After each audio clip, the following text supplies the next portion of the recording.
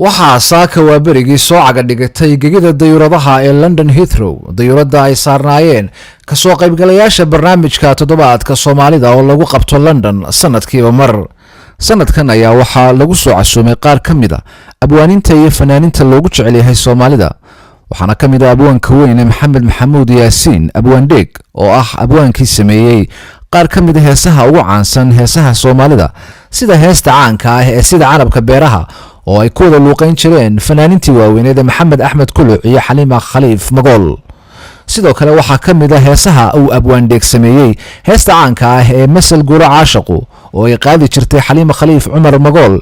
heesta dadnimada aqoonso sidii dumar xishoodo, heesta caanka ah ee bari hore waxaa jiray oo ay ku wada luuqeyn jireen Maxamed Jaamac Joof iyo Maryan Mursal Ciise Bootaan. waxaa sidoo kale isaguna goobta maraya mulxamiistihii weynaa Cabdikariim Faarax Qaari Jiir oo laxanka saaray in badan oo kamid ah heesaha aadka u macaan ee ay Soomaalidu jeceshahay sida heesta Beledweyn, Sabab kale hamoodine, Daalo aragtideeda iyo dabcan kuwa kale badan. waxaa iyaduna maraysa fanaanada Yurub Genyo iyo fanaanka isaguna muusigistaha caanka ah ee Axmed Weli Furunle iyo dabcan fanaanka isaguna Caabi Marad Car. telefishinka qaranka oo goobta ku sugnaa ayaa mikrofoonka la tiigsaday waxaana kamid ahaa weerihii soo dhaweyneed ee halkaasi ka yiraahdeen sida tan. sida fiican ee wanaagsan ee gobonimada ah ee aan loo soo dhaweyseen ee nooga hortimaadeen yacnihii London waanu Somaliland oo dhanna waa dadka qurba jooga ah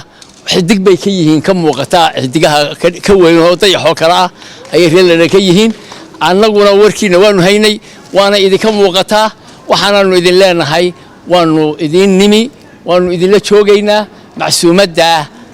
ka wada warhaysaan ee ayaan cashuur iyo jaamac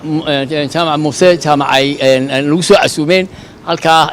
abwaaninta lagu casuumay baanu nimi waxaanu joogaynaa muddo 20 casho ah waanu idinla joognaa waanu idin sheekayn doonaa kulliga yowgacyadooda waa haysaan odaygana waa xildhibaan Dheeg berigii horena fanka iyo gabayaaga ku jiri jiray markii dambena guursida galay rag ninkana waa ninkii laxamada quruxda badan ka sameyn jiray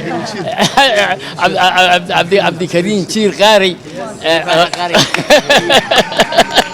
marka waxa weeye waanu iscalfan doonaa waanu kala maali doonaa xigmadda hadii aan la yiraahdo waa wada joognaa. Assalaamu calaykum waraxmatullaahi wabarakaatuh. bismillaahir rahmaanir rahiim. fanku ha noolaado. bismillaahir rahmaanir rahiim. waxaan aad ugu faraxsanahay sida sharafta leh ee loo soo dhaweeyay dhammaan aan idinku mahadnaqayno daan nahay fanaaniinta soo martiqaaday marka alxamdulillaah waan nabad niminay alxamdulillaah waan nahay insha Allah dib aan iska arki doonaa. waan wada soconay waxaan soo barbaray anigu train baan lahaa Yurub saasa loo socdaa haddii aad nafsid waxa ku dhageysan qabowga tembo ku hadla ma nabad ba saasan la iyo toobaraha marka caab baan ku lahaa caabiyo anigu halka ma kaga horeeyay xagga soo dhaweysanaa halka ma ku soo dhaweynaya aad ba mahadsantihiin waan soo dhaweynaynaa ana xagga soo dhaweeyay caabi ku soo aad iyo aad baan u salaamayaa dhammaan dhalinyaradan halkan maanta lagu soo dhaweysay aniga waa markii ugu horeysay runtaan imaado inkastoo in badan qurbe soo joogay dibadana wax badan soo arkay marka aniga gudaygu cusba meel dibadda soo baxo marka waxaan leeyahay runtii thank you aad u mahadsantihiin. si kastaba ahaatee barnaamijka toddobaadka Soomaalida oo ay soo qaban qaabiyeen ururka Kayd oo iyagu xil iska saaray ilaalinta hidaha iyo dhaqanka Soomaalida ayaa isla toddobaadkan ka furmaya London maalinta Jimcaha ee inagu soo aadan taariikhduna ay ku beegan tahay 22 Oktoobar ee sanadkan in ku guda jirnay 2016.